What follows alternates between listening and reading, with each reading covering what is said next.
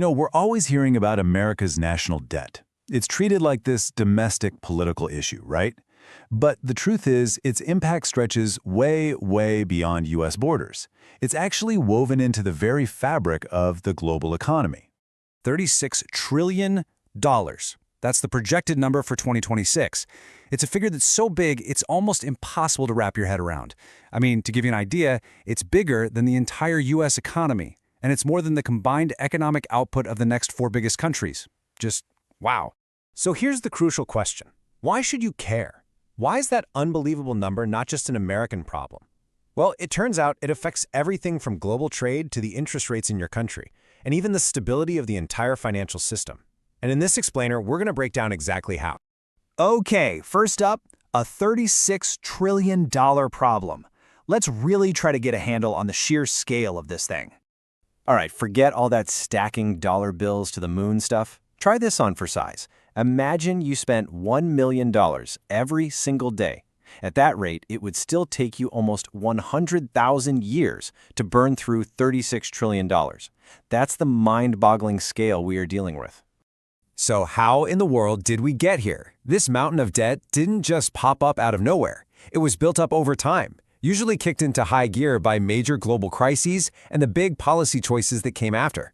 And get this, believe it or not, back in the year 2000, the U.S. was actually running a budget surplus. The debt was under $6 trillion. Then the 2008 financial crisis hit, and boom, massive rescue packages. But the real game changer was 2020. The pandemic response just unleashed trillions in relief spending, causing the single fastest debt increase in a year since World War II. And all that borrowing? It comes with a massive and growing price tag. For decades, the interest payments were high, sure, but they were pretty stable. But now, with higher interest rates, the cost just to service this debt is projected to explode by 2025. We're talking over $1 trillion a year, and that's money that isn't going to things like infrastructure, healthcare, or education. So who's on the receiving end of all this cash? Who is the U.S. government paying all this interest to? Who are its creditors? This, my friends, is where the story really goes global. First, let's clear up a huge misconception. The vast majority of U.S. debt is actually held at home by places like pension funds and the Federal Reserve. But that foreign-held slice? Yeah, it's smaller at 24%, but that's still a staggering $9.2 trillion. So which countries are holding all that debt? Well, Japan is the #1 foreign creditor, holding over $1 trillion worth. Then you have the United Kingdom and China. And the Cayman Islands, what's that about? Well, that's a perfect reminder that a lot of this debt isn't owned by governments, but by private outfits like hedge funds that just happen to be registered there. Now here's where it gets really interesting. There's a fascinating dynamic playing out. On one hand, you have China, which has been steadily selling off its U.S. debt, partly to diversify its money and partly to protect itself from any potential U.S. sanctions. But on the other hand, the United Kingdom, a huge global financial hub, has been buying it up like crazy. They see U.S. debt as one of the safest places to park cash in a crazy world. So they've basically been snapping up everything China's been selling. It's a major strategic realignment.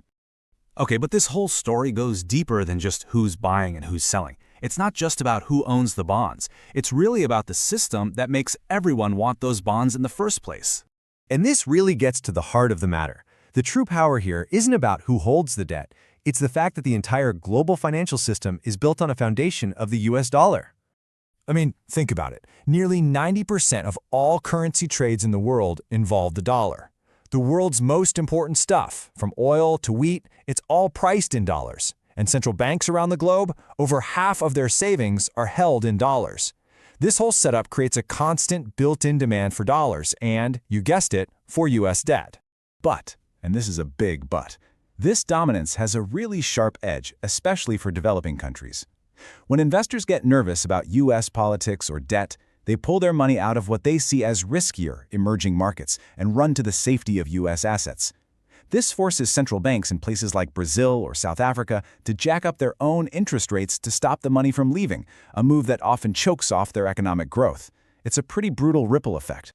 So where is this all heading? The Dallas Federal Reserve actually sketched out 3 potential paths forward for the dollar and the global system that it props up. So they see 3 possible futures. First, the good scenario. A nice, smooth landing where the world gradually diversifies away from the dollar without some big, crazy shock.